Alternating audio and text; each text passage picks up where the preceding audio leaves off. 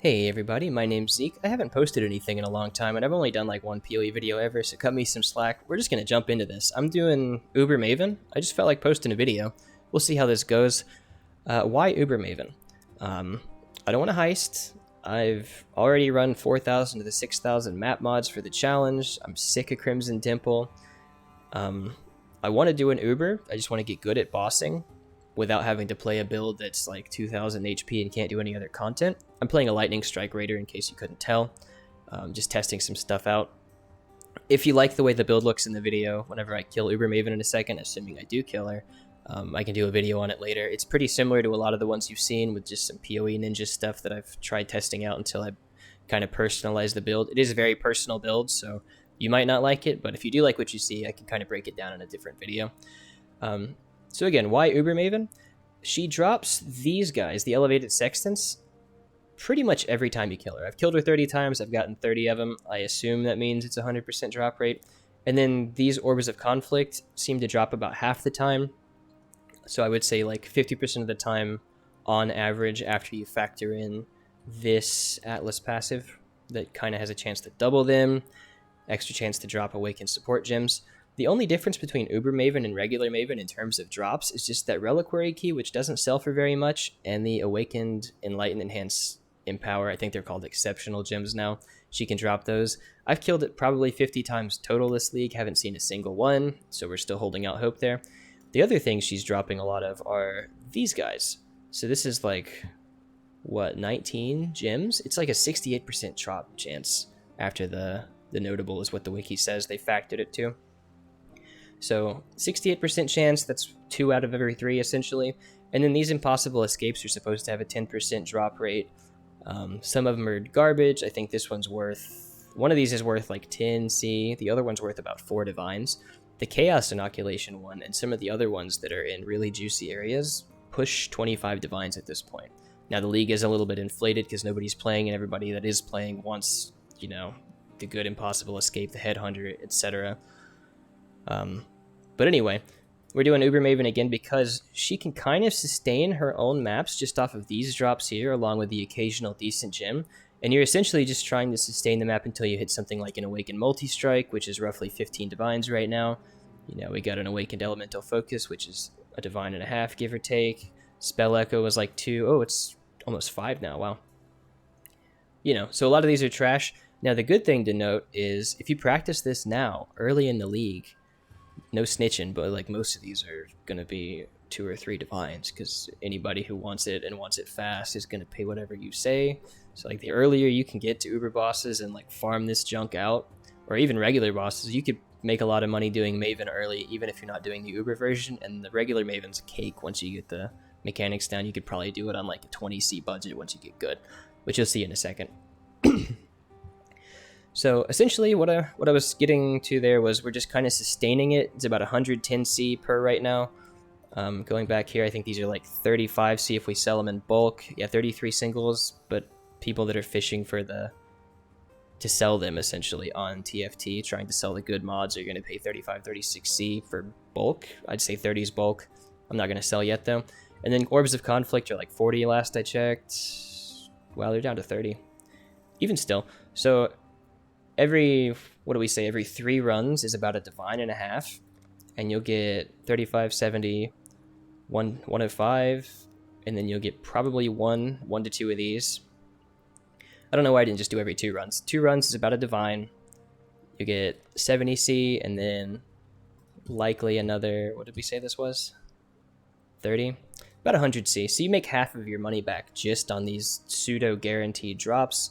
You'll almost certainly get an Awakened Gem out of that, and it'll be worth anywhere from like a couple Chaos right now up to that 13 Divine Multi-Strike, all the way up to like 50 Divines if you manage to hit the Enlighten or the Empower, but we're not counting on that. It's just nice to fish for. I know everybody wants to, you know, just Alkengo a map with no investment, make 5 Divines an hour with the upside of cards. It just doesn't work that way right now, unfortunately. Loot's just not in that place. So a good alternative, I think, you can either farm for 4 to 5 divines an hour, or you can do stuff like bossing or synthesis stuff, where as long as you can float some currency, eventually you're going to hit one of these really fat hits right here, and it's going to be really nice. So when I hit this multi-strike earlier, I was like, oh man, that feels real good. It pretty much paid for all the maps. So enough talking. We're going to go ahead and jump into this. The first thing I'm going to do here is try to give you a breakdown of regular Maven so you can see her, and then if you want to, you can just skip ahead here, and we'll do Uber Maven right after. I should have a few fragments left. Yeah, I've got 6 left. Excuse me. So, regular Maven. A few differences here. The degen that she spawns, if you've never done Maven before, she spawns 3 balls of degen roughly where she's hovering right now, and then they'll follow you around the map, and when they collide with you, they drop a big pool that's probably about the size of this circle where this crescent moon is making a circle right here. It's about that size, and it does quite a bit of degen damage. So you want to kite that to one of 2 places, in my opinion. You can kind of do it however you want. You can maybe kite it to the outer edges and work from the inside. I think if you're phasing her fast enough on your build, then you want to kite it out here. This part of the arena is not available other than during the big brains one-shot mechanic. You'll see I have to run out here to dodge that. You can kite those degen balls out here and drop them if your timing's good enough. Otherwise, just drop it right in the center. That's where the brain comes down that you DPS for the second phase. That's also where her one-shot mechanic starts charging for the memory game. So in both cases, you can't spend any time here anyway. So you might as well just drop it here and then just DPS the brain from about this distance if you can. And then for the memory game, you'll never need to be here anyway. So yeah, we'll just drop the degens there. Now in Uber Maven, those degens are permanent. From the start up to the end, every degen that drops is going to stay there, and she spawns them more often in Uber. So the goal is to try to phase her after just 1. And if you're really fast, like you're playing a miner or something, and you want to phase her fast enough that you can open this area, drop it out here, finish the one-shot mechanic, and go back in and then not deal with it. But my build can't quite do that most of the time. I'm playing a Lightning Strike Raider once again. I've got about a mirror invested into it, considering the Watcher's Eye and all the like gems and stuff, but it's not quite able to phase Uber Maven fast enough. You'll see it in a second. If those degen balls, let's say I've got a totem right here, if those degen balls spawn here and they try to track me and they collide with the totem, it's going to drop it where the totem is. So that's really not good. So what we want to do is we either want to place our totems early enough that they disappear before the degen hits, which is kind of a little too mentally taxing to be bothered with. The other thing you can do is put the totems in your weapons, and then if you just hit X is the hotkey to swap. As soon as you hit that and swap weapons, the totems disappear. So just quick swap that. Another situation that this comes in handy is with Blood Rage. If you're playing a character that uses Blood Rage here, the Maven's final phase is a bunch of beams that give you a 10-second debuff that make you unable to regain life. So if you've got Blood Rage ticking and you have that degen, then, or have that life lock is what we'll call it, I guess, then the Blood Rage is just chewing through your health and there's nothing you can do about it. Potions don't work on it. So if you have a Blood Rage active, like I do right here, if you swap weapons, it kills the debuff. So watch up here. Very quickly kills it. So if you find yourself in a situation where the Maven teleported away and you got Blood Rage running and you know you've got that debuff, then just quickly swap it. You'll be fine. Another instance is once you phase her and the brain comes down, if you've still got Blood Rage going, it's not as big of a deal, but I like to go ahead and swap it as I'm coming out here because you're just standing here for, what, 10 seconds and just losing health. And if you happen to just step in the degen field like a little too closely right here, you're going to lose health and you could die as a result of it. So we really want to try to avoid that. But anyway, let's go ahead and get this started. I'm going to drop my totems on her. She takes a second to come out, so I'm actually going to recast these totems. So pretty standard stuff. I want to be about this far away so I can get the melee and the projectile overlap. Flask up, Blood Rage. And Phaser. So if you do it that fast, he doesn't even spawn those degens, I guess. I've never tried that. But if he did, you'd come out here, drop him. See how Blood Rage was ticking? I'm going to go ahead and swap out of that. Now, when he starts doing these beams, the beams always start on this extension of the arena. So make sure that you're never standing where those are going to start because they hurt. And the brain's going to keep respawning those bosses until you do enough DPS to phase it. But that's not a big deal. If there's something like a Chaos boss or a boss like Domino's Pizza that does the big lightning ground slam, you want to go ahead and try to eliminate that fast. With the memory game, I start in the very first one, because if you're standing in it when it starts, it counts. So, and then I just say up left. So if you've started in this one, you've only got to remember 2 instead of 3. Little trick of the trade there. So here's her degen balls. We're just going to spawn them right here. That was a little sloppy. These little balls that are hanging out on the sides of the arenas, they don't blow up for like a solid 2 seconds, and they don't hurt on contact either. So you don't have to be scared of these. Just make sure that you're not standing still. But you should never be standing still anyway in PoE, so just as long as you're like stutter stepping around, you're fine. So this little fork she does is a very good damage window. I'm going to try to drop these degens there. So when she does that, if you do like a very small side step, you can actually get like a full 3 to 4 seconds of damage off on her, like right here. So be careful of that though. And if you take too long to phase her, she spawns another memory game here. Don't be afraid of the memory game. Once you get used to it, like once you've done it like a dozen times or so, this is just going clockwise, so it doesn't take any of my attention span. So we're just going to start here and run in a circle. Like there's nothing to be afraid of, so you're not in a rush to do enough damage to phase her. Right? Like there's no reason to try to squeeze damage out, because a lot of times you're going to get her just to within coal range, and then she's going to blast you with her, whatever the hell that thing's called. You know what I'm talking about, where she shoots out all the ice projectiles that shotgun you. So like the more you try and force it, the more often you're just going to get frustrated. Which kind of ties into this whole thing. Cascade of Pain, that's what it's called. You don't want to be close to her when she does that, because she will nuke you. Anyway, probably my biggest advice for this is just try not to get too frustrated. Never rush back into the arena, because if you do, you're gonna die. And I'll talk a little bit more about that when we get to the point where it will kill you for sure. I didn't keep up with this at all. We're gonna hope that like my brain knows what's going on here. Alright, yeah. Gonna go ahead and phase her so I can talk a little more. Pardon me. We'll kite this bad boy out here.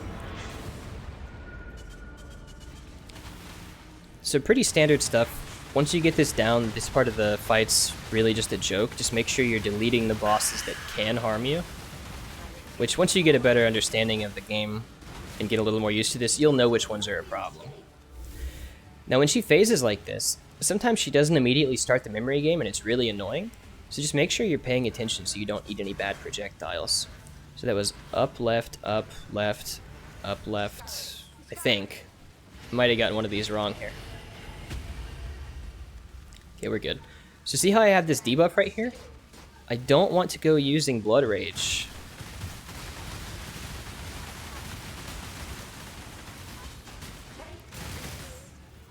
Here comes the fireball. That turns into several projectiles in the Uber fight, by the way. So you don't want to do what I did and take a bunch of damage there, but if you do, it'll probably kill you. No shot. That's 15 divines, boys. Let's go. Anyway, so yeah, Maven regular is also worth running, bear in mind. So what I meant to kind of explain there at the end is if you die, which you're going to die in the last phase a lot while you're learning this, the real goal is to get the mechanics down enough to where you can preserve your portals for that last phase, because the last phase, like, no matter how comfortable I get, there's still like a 5 to 10% chance she's going to kill me a couple of times. So when that happens, when you come back inside, don't get all flustered and immediately start dashing around and kill this this buff. You got a 1 minute grace period here. So if you come back in and immediately move and you don't look at the arena and one of those beams is right on the entrance, you're immediately going to get a 10 seconds of can't heal and you're probably dead again. So take it easy, take it nice and slow. Every time you die, just take a nice deep breath. Just relax, don't get tilted. It's important. Maybe you died once or twice in the first phase and you're super flustered because you're afraid you're going to run out of portals. Just chill. It's going to be all right. And there's going to be a few times that you brick the instance while you're learning it. I probably went through maybe 3 or 4 divines bricking it this league while I was learning this fight. Mostly because Lightning Strike Raider, it's a good bosser, but it's not a very tanky bosser. And once again, I can go over the build in a separate video if you guys are curious, if you like it. But yeah, just wait for the beam to pass. If you die while the memory game's halfway there, like you forget to turn your blood rage off or you just goof and run into the beams and it kills you and you come back inside, she might still be charging up her blast here. So if you just wait a second, if it'll let me back in, I see my ping's kind of spiking a little bit. If you just wait, she'll blow it up and you won't die because you got the grace period, and then it's like a full reset. So just take it easy. It's all going to be okay. I'm not up to that just yet. All of these mechanics take up all of your attention span the first couple of times you do this. The first several times even. So the goal is to just get comfortable enough to where they're not all overloading your attention span, you're not panicking. You just want to be nice and easy on it. Now, I don't recommend, unless you've got a lot of practice, playing a character as squishy as this one. It's only got like 30k, 25 to 30k elemental EHP, which sounds like a decent amount, but against Ubers, it's not. She almost one-shots me with her Cascade of Pain. If her little League of Legends style auto attack where she just flicks a projectile crits, it one-shots me. So like, we're not on some super Uber boss killing build right now. We're on a super map killing build right now. I could do 100% Delirious.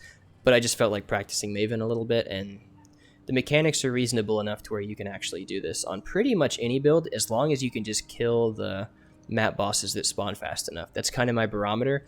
If I can kill them fast enough to where they're not killing me, then that's enough DPS for me. So let's go ahead and boot this up. Let's see, key differences. Once again, the degen fields, if you goof and drop them, they don't disappear between the phases like they did the last time. When she phases into the memory game, when she starts that memory game, she spawns 2 additional map bosses, so just be aware. If you've got enough damage, you can just kind of kill them anyway. And one other piece of advice, if you're playing like a miner or a trapper or something that has a bit of a setup time, when she does her memory game, you don't need to clear it immediately. You can clear all but the last one. Like, don't run into the last slice of the pie on the field and clear it so she comes back into being vulnerable. Clear all the way up to it, and then you've got like a solid 5 to 6 seconds where you can throw all your mines down, and then throw them down, finish the memory game. As soon as she comes out of her invulnerability state, then you can detonate, and you've just got a huge free damage window there. The other 2 guaranteed damage windows, in my opinion, are the big 2-way fork thing that she does, where it's like 3 lines that kind of slowly carve across the field. That's a good damage window. And when she does her giant charge up ground pound, if you get too close to her, is another good one. You just sidestep it and you get like 3 to 4 seconds of damage in. When she comes out of her memory game, try not to immediately throw down your nuke if you have one. I didn't use my Vol Lightning Strike very much there because I didn't need to, but in the Uber fight, it's kind of crucial to use this with good timing to get her out of the phase. So when she finishes her memory game, don't immediately just drop all your nukes on her unless you're a miner. Because after a couple of seconds, she's going to teleport to some other side of the arena, and immediately you're going to get less like overlap. So with Vol Lightning Strike in particular, I would wait until she teleports to wherever she's going to actually use a skill, and then dump them as soon as she starts to call the skill out, and then they're still going to be damaging while you're dodging. So it's kind of like a pseudo trap, pseudo minion build where you want to be damaging while you're dodging. So it is good in that regard, and it does a lot of shotgun damage. So one last time, we are on Uber. I'll try to shut up now and just kind of get to it. I call out the memory game like directions, so I call it up, left, and right. I do it out loud just to help me kind of solidify it in my brain and make sure that that's where my attention span's at. If I just try to do it internally, I get distracted a little bit with whatever else is going on in the field, so I just force myself to say it aloud. I'm going to try to take advantage of swapping to kill Blood Rage. I'm going to try to take advantage of swapping to kill these totems so they don't drop a bunch of degen everywhere. But I'll be a little more quiet during this fight because it takes a lot of attention span. So totem up, flask up, pop Blood Rage, good distance to get the lightning strike overlap.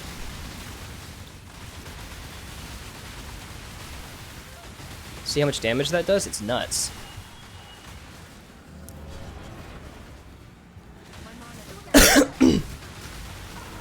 See, that was the charge up, good damage window there. Once again, these don't really hurt. I don't know why it dropped one out here. I thought I kited them in here. It's not a big deal. Like, don't panic if that happens, but it is a little annoying. Gotta make sure I'm far enough away to get the melee overlap. I don't like the spider, and I don't like the bleed guy, so I'm just gonna nuke these guys while I'm dealing damage to her, because they hurt. Okay, first phase is good.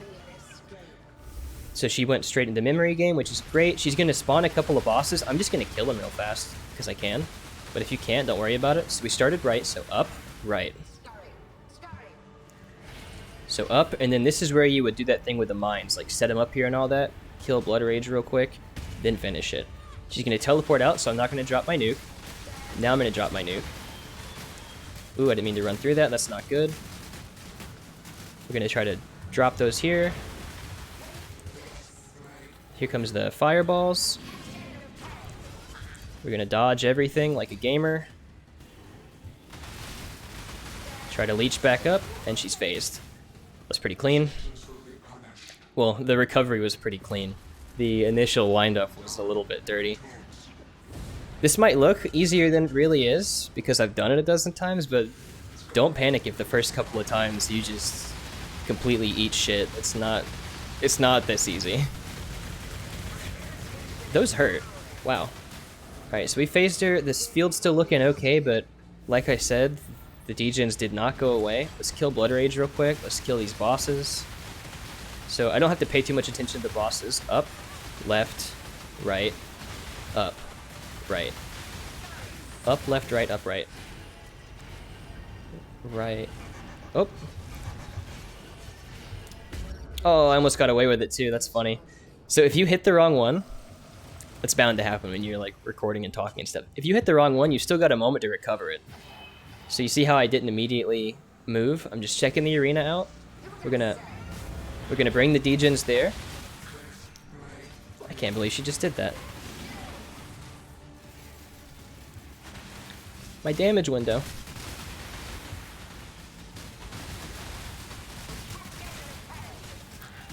We're gonna dodge, so you see I put my nuke out. We drop the degen right here. Nice little damage window. I had to dodge those side balls that he spits out because they do hurt. Like a lot. These are the only ones that don't have immediate damage.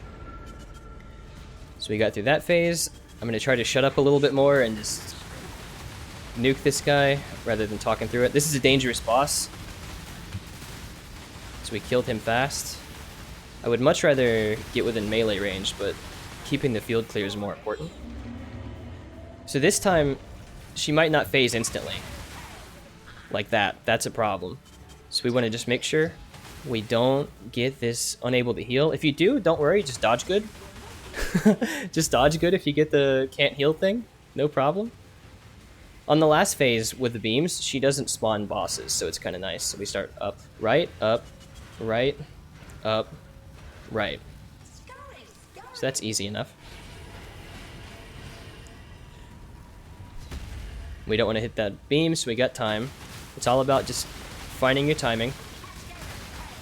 We're going to go ahead and dump that, see how I'm dodging these. It's a little hard to dodge with this much move speed, like walk through these, because it's a little, like I'm moving pretty fast. Ooh, that's dangerous. Alright, we're going to try to use this well. So see, like, this is hard. That is not easy to do. See how I dodge this while also sidestepping the fork damage with as little movement as possible? Like, that takes a little bit of practice. So if you can't do that the first try, don't worry about it. Cull's really nice there. But, you know, just... it takes a little bit of time. Ooh. Runebinder, I wonder what that one's worth. Oops. 10 chaos, that's kind of sad. I'm going to quickly check the trade site.